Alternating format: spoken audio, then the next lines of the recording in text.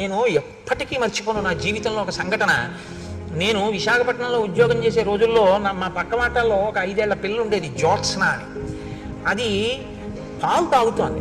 పాలు తాగుతూ వేడిగా ఉన్నాయని అక్కడ పెట్టి ఏదో అటు ఇటు తిరగబోయింది. దానికి కాలు తగిలి ఆ గ్లాస్ పడిపోయింది. ఆ పాలు ఒలికిపోయాయి. నేను అక్కడే ఉన్నాను. వాళ్ళ అమ్మగారు వచ్చారు. వచ్చి అదేంటే పాలు అలా పంపేశావు అన్నారు. అంటే నేను అన్నాను, లేదంటే పాపం చూసుకోలేదు, పాలు పడిపోయాను. ఆ పిల్లంది వెంటనే కాలు పాలు పడిపోలేదు, నేనే తంతే పడిపోయాను. నేను అలా ఉండిపోయాను. అబద్ధానికి అలవాటు పడిపోయింది నా సంస్కారం. పాలు పడిపోతాయా? పాలు ఎందుకు పడిపోతాయి? నేను పాలు పడిపోయామ్మా అన్న. ఆ అమ్మాయింది పాలు పడిపోలేదు, నేను తంతే పడిపోయాను. అంటే పసిపిల్ల కదండి. మీకు ఎందుకు విఘ్నేశ్వరుడు పసివాడో చెప్పాను చూశారు.